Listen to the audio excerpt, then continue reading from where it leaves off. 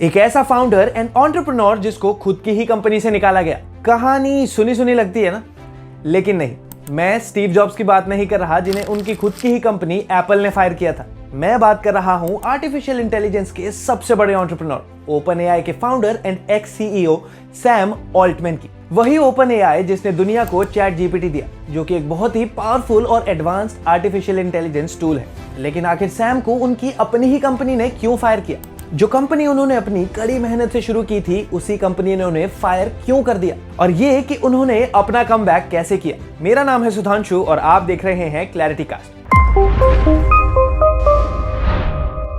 आगे बढ़ने से पहले ये जानना जरूरी है कि एआई वर्ल्ड के गुरु सैम ऑल्टमैन की कहानी की शुरुआत कहां से हुई। सैम ऑल्टमैन की कंपनी ने जैसे ही चैट जीपीटी बनाया, तभी से वो हर जगह इस्तेमाल हो रहा है, चाहे वो एजुकेशन हो, एंटरटेनमेंट हो या बिजनेस हो।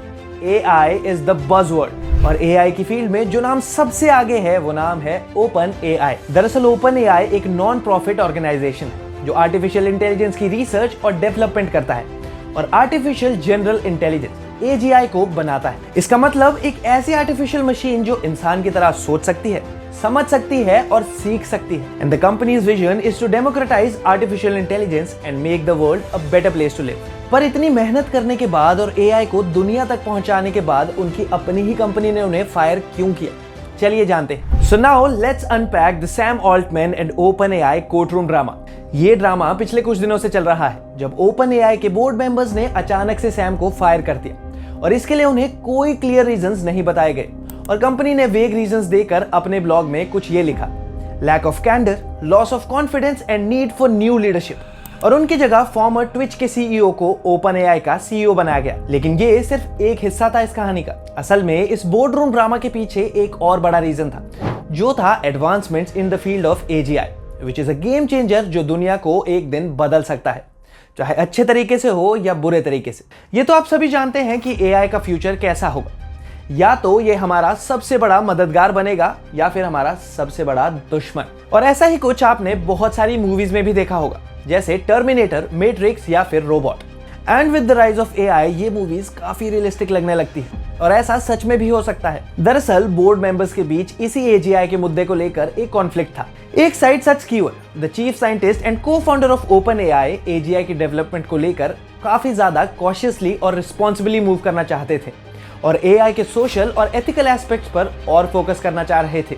And on the other hand Altman चाहते थे कि बाउंड्रीज को पुश किया जाए और एक्सेलरेट किया जाए एजीआई की प्रोग्रेस को और अदर एआई प्लेयर्स जैसे गूगल और फेसबुक के साथ ज्यादा एग्रेसिवली कंपीट करना। ये इंटरनल कॉन्फ्लिक्ट जो एक फिलोसॉफिकल और स्ट्रेटेजिक डिफरेंस था, वो आगे बढ़कर सैम की फायरिंग का कारण बना, due to the support gathered by Sutskever in the board. लेकिन सैम की कहानी यहाँ खत्म नहीं होती और ये एक बॉलीवुड मूवी में हीरो के कमबैक जैसा सिनेरियो है। दरअसल सैम की फायरिंग के बाद Satya Nadella, the CEO of Microsoft, उनके सपोर्ट में आए और सैम और उनके कॉलीग्स को माइक्रोसॉफ्ट के अंडर एक न्यू एआई टीम लीड करने को कहा।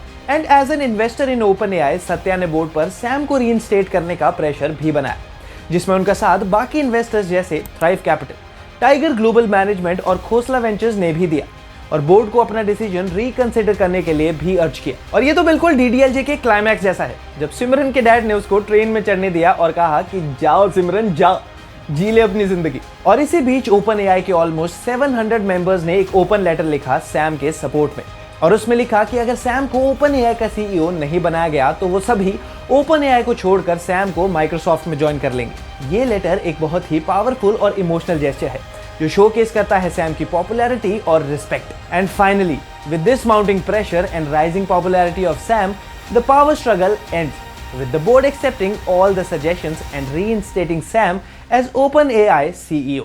ये एक बहुत ही ड्रामेटिक और अनएक्सपेक्टेड टर्न ऑफ इवेंट्स था, which highlights कि सैम कितने इन्फ्लुएंशियल और विजनरी है। And while pursuing his vision, he inspires his supporters also. So what do you think about the future of AI? Will it finish humanity one day or take it to new heights? Do let me know about your thoughts in the comment section.